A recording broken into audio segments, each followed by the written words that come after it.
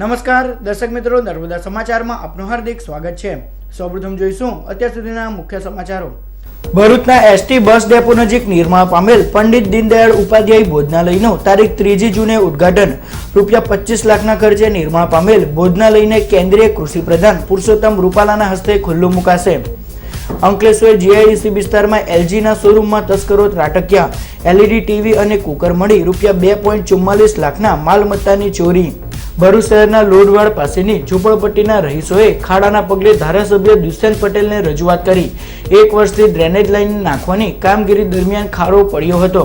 ધારાસભ્યએ નગરપાલિકાને જાણ કરતા નગરપાલિકાના અધિકારીઓ દોડતા થયા। ઝઘડિયા પંથકમાં નર્મદા નદીના કાંઠા વિસ્તારમાં અથાણાના ગુંદાનું વાવેતર કરતા ખેડૂતો માર્કેટમાં 20 કિલોના 250 થી 280 રૂપિયા ભાવ મળે છે। ભરૂચના પશ્ચિમ વિસ્તારના રહીશોનો વીજ કચેરીએ હલ્લો। અવારનવાર વીજ કાપના કારણે લોકોને પડતી હાલાકી। વીજ કંપની દ્વારા કોઈ જાણ ન કરાતી હોવાના આક્ષેપ।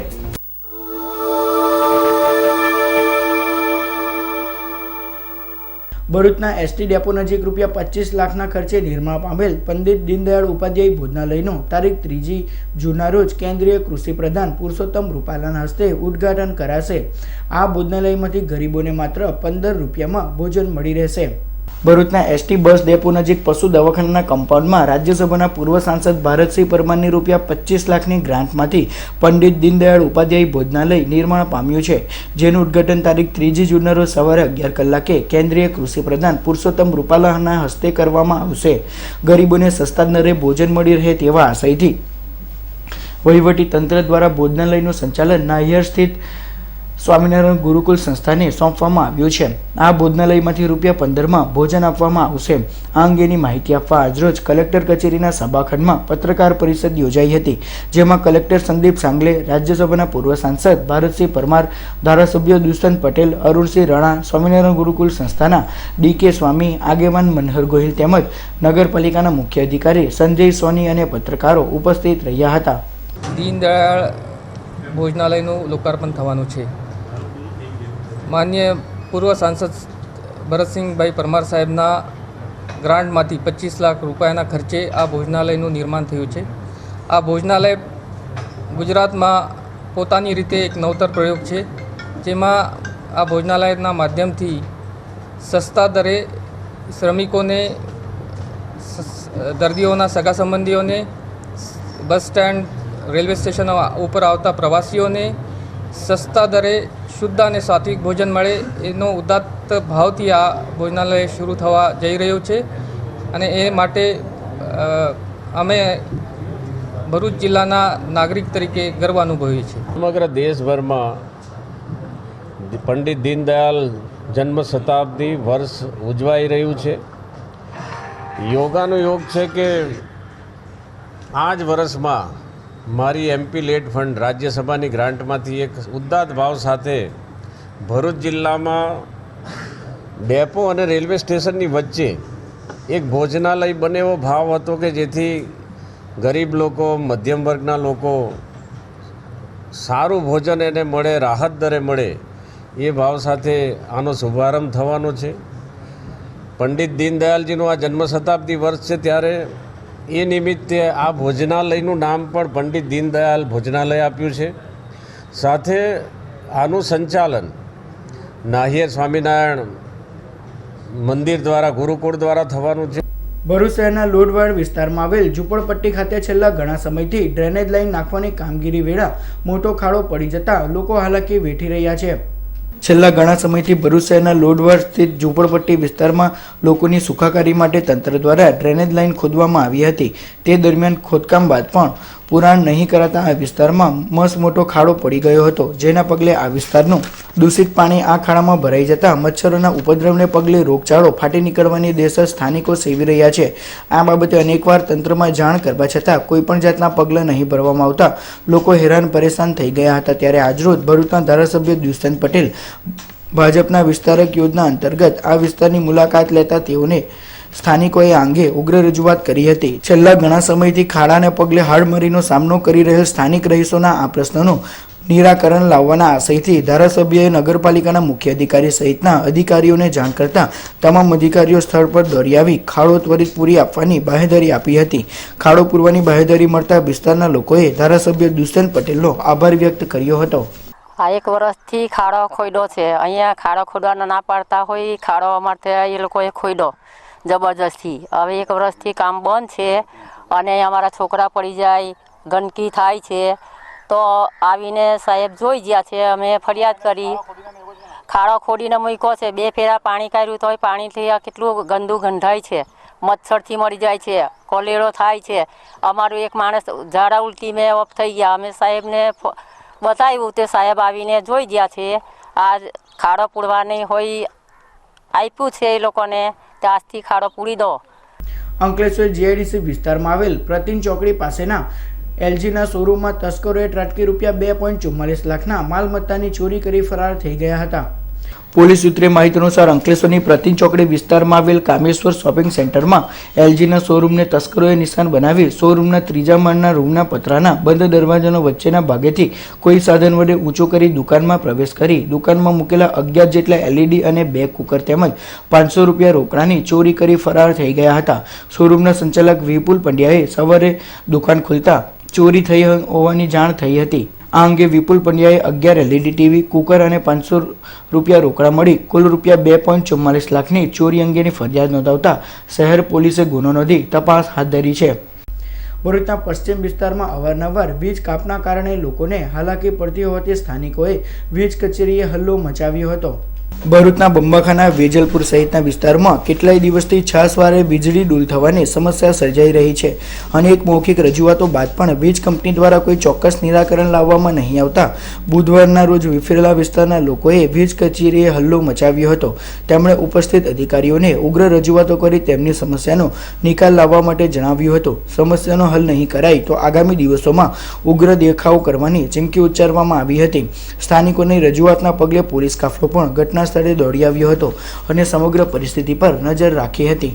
એટલે અમને આજ લેખિતમાં માંગ કરી કે લાઇટ જવાનું કારણ શું, પણ અમને કોઈ લેખિતમાં માહિતી આપી નથી.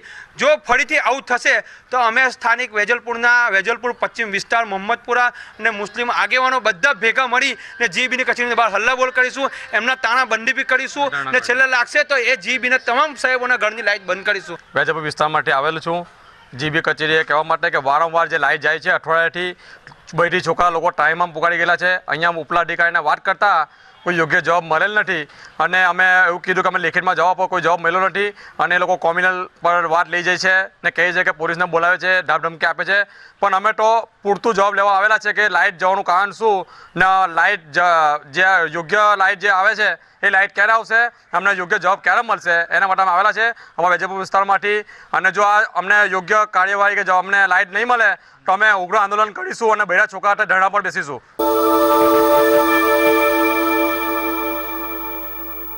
ઝઘડિયા પંથકના કાંઠા વિસ્તારમાં ખેડૂતો અથાણા બનાવવામાં વપરાતા ગુંદાનું વાવેતર કરી ઓછી મહેનતે વધુ ઉપજ મેળવી રહ્યા છે. ઝઘડિયા પંથકના કાંઠા વિસ્તારના ખેડૂતોએ ખેતરમાં પડતર જગ્યામાં અથાણું બનાવવામાં વપરાતા ગુંદાનું વાવેતર કર્યું છે. કાંઠા વિસ્તારની જમીન અને પાણી માફક આવતું હોવાથી વિપુલ પ્રમાણમાં ગુંદાનું ઉત્પાદન થાય છે. ખેતરની ચારે બાજુ ગુંદાના વૃક્ષ વાવી ન જેવી મહેનતે વધુ ઉત્પાદન મેળવી રહ્યા છે. ખેડૂતોને માર્કેટમાં 20 રૂપિયા કિલોના 250 થી 280 રૂપિયા ભાવ મળી રહ્યો છે.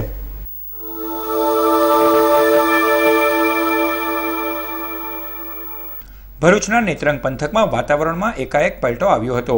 ભર બપોરે વીજળીના કડાકા ભડાકા સાથે વરસાદ વરસતા વાતાવરણમાં એકાએક ઠંડક પ્રસરી હતી.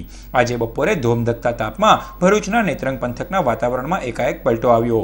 વીજળીના કડાકા ભડાકા સાથે ધોધમાર વરસાદ વરસતા અસહ્ય ગરમીમાંથી લોકોને છુટકારો મળ્યો હતો. વરસાદ વરસતા વાતાવરણમાં ઠંડક પ્રસરી હતી અને વાતાવરણ ખુશનુમા થઈ ઉઠ્યું હતું.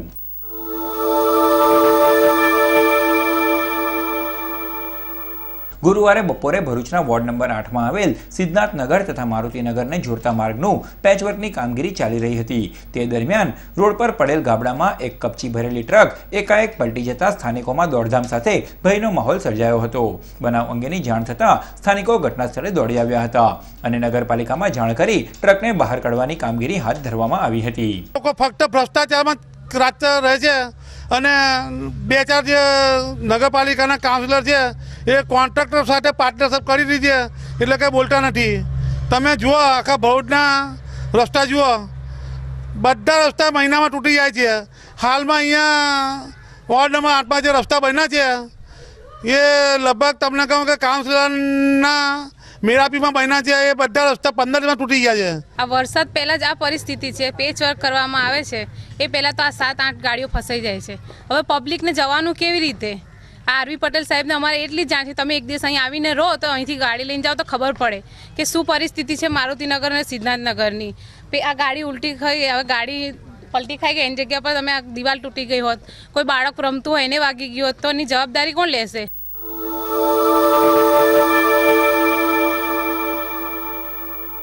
તારીખ 1 જૂન 1937માં પારસી શ્રેષ્ઠી દલાલજી નશવરજી જીનવાલાએ શૈક્ષણિક ક્રાંતિનો પ્રારંભ રૂપે અંકલેશ્વરમાં EN જીનવાલા હાઈસ્કૂલનો પાયો નાખ્યો હતો, જે તે સમયે અંકલેશ્વરની એકમાત્ર શાળા સંકુલ હતું, જેમાં અનેક વિદ્યાર્થીઓએ વિદ્યા અભ્યાસ કર્યો હતો, જેને આજે ઉચ્ચ કારકિર્દી પ્રાપ્ત કરી મોટા હોદ્દાઓ અથવા વ્યવસાયો પર બિરાજ્યા છે. આજ રોજ અંકલેશ્વર નગરપાલિકાના માધ્યમિક શિક્ષણ સમિતિના ચેરમેન ધર્મેશ મકવાણા, સેનિટેશન વિભાગના ચેરમેન નિલેશ પટેલ, શાળાના આચાર્ય યોગેશભાઈ વગેરેએ કેક કાપીને જીનવાલા હાઈસ્કૂલના 80મા સ્થાપના દિનની ઉજવણી કરી હતી.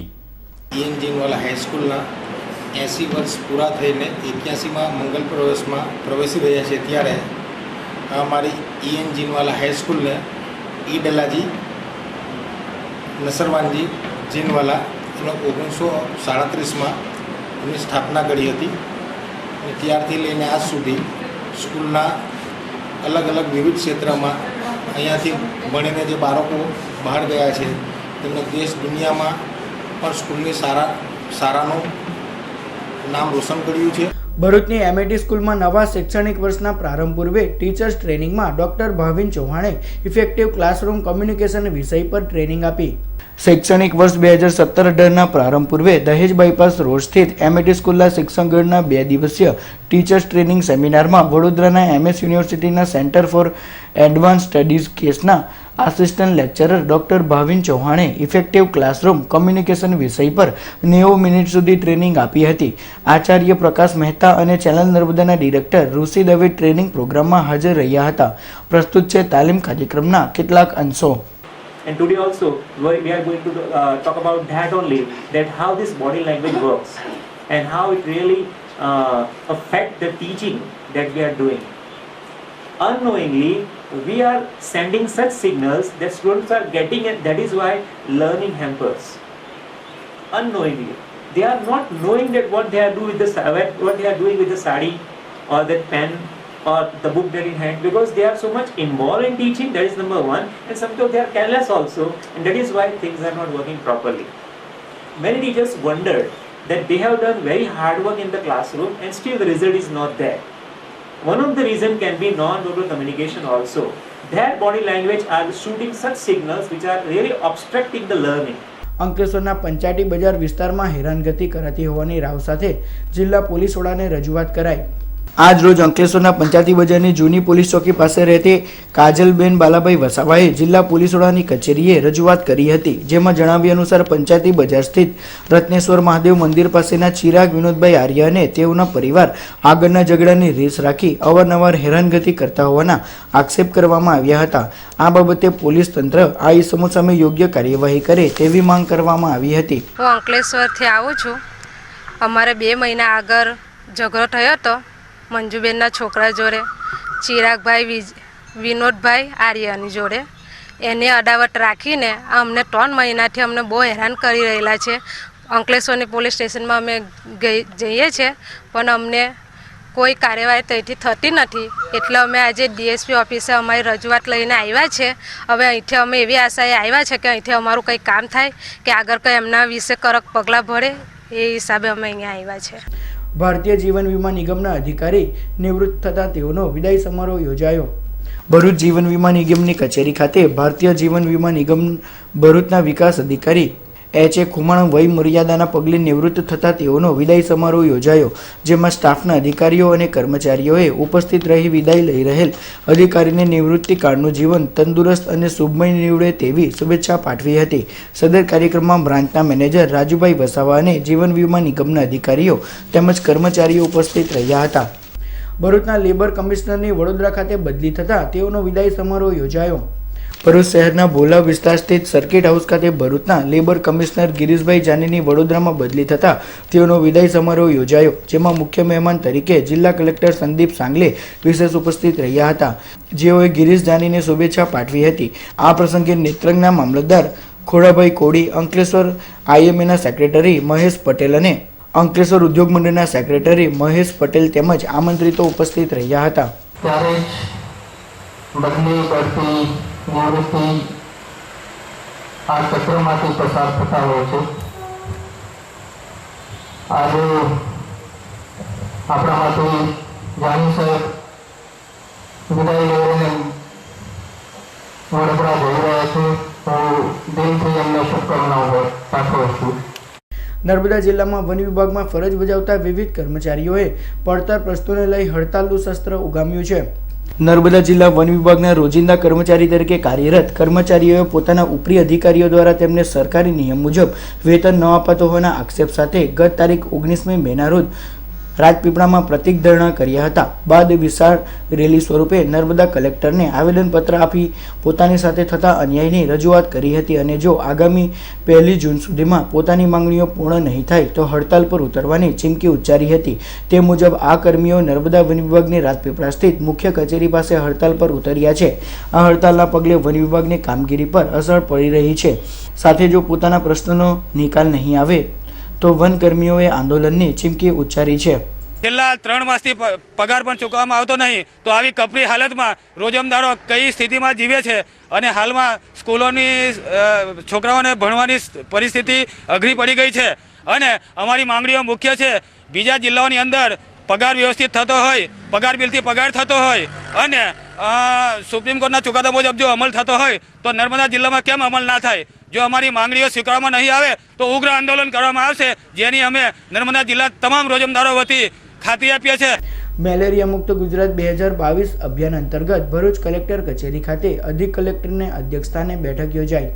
મેલેરિયા મુક્ત ગુજરાત 2022 અભિયાન અંતર્ગત આંતરખાતાકીય સંકલન સુનિશ્ચિત કરવા તથા યોગ્ય પગલાં લેવા અંગેની બેઠક તાજેતરમાં ભરૂચ કલેક્ટર કચેરીના સભાખંડમાં અધિક કલેક્ટરના અધ્યક્ષસ્થાને મળી હતી. બેઠકમાં મેલેરિયા મુક્ત ગુજરાત 2022 અભિયાનની વિવિધ પ્રવૃત્તિઓની અમલીકરણની ચર્ચા કરવામાં આવી હતી.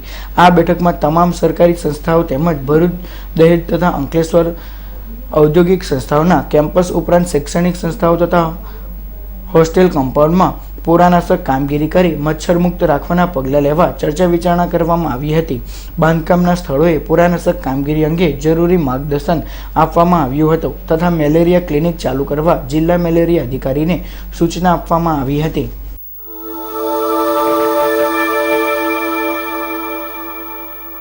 સમાચાર પૂર્ણ કરતા પહેલા મુખ્ય સમાચાર પર ફરી એક નજર. ભરૂચના એસટી બસ ડેપો નજીક નિર્માણ પામેલ પંડિત દીનદયાળ ઉપાધ્યાય ભોજનાલયનું તારીખ 3 જૂને ઉદ્ઘાટન. ₹25 લાખના ખર્ચે નિર્માણ પામેલ ભોજનાલયને કેન્દ્રીય કૃષિ પ્રધાન પુરુષોત્તમ રૂપાલાના હસ્તે ખુલ્લું મુકાશે. અંકલેશ્વર GIDC વિસ્તારમાં LGના શોરૂમમાં તસ્કરો ત્રાટક્યા. LED ટીવી અને કુકર મળી ₹2.44 લાખના માલમત્તાની ચોરી. ભરૂચ શહેરના લોડવાડ પાસેની ઝૂંપડપટ્ટીના રહીશોએ ખાડાના પગલે ધારાસભ્ય દુષ્યંત પટેલને રજૂઆત કરી. 1 વર્ષથી ડ્રેનેજ લાઇન નાખવાની કામગીરી દરમિયાન ખાડો પડ્યો હતો. ધારાસભ્યએ નગરપાલિકાને જાણ કરતા નગરપાલિકાના અધિકારીઓ દોડતા થયા. ઝઘડિયા પંથકમાં નર્મદા નદીના કાંઠા વિસ્તારમાં અથાણાના ગુંદાનું વાવેતર કરતા ખેડૂતો. માર્કેટમાં 20 કિલોના 250 થી 280 રૂપિયા ભાવ મળે છે. ભરૂચના પશ્ચિમ વિસ્તારના રહીશોનો વીજ કચેરીએ હલ્લો. અવારનવાર વીજ કાપના કારણે લોકોને પડતી હાલાકી. વીજ કંપની દ્વારા કોઈ જાણ ન કરાતી હોવાના આક્ષેપ. તો આ હતા અત્યાર સુધીના નર્મદા સમાચાર. નવા સમાચારો સાથે ફરી મળીશું. નમસ્કાર.